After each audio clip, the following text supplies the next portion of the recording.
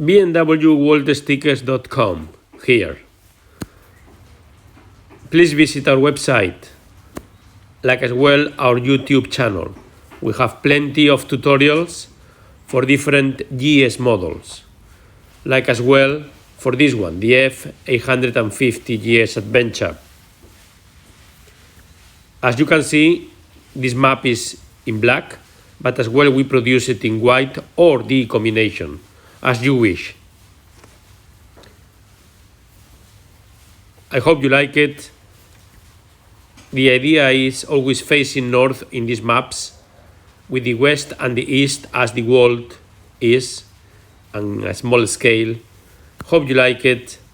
Please subscribe to our channel, and we wish you happy rides, and above all, be safe.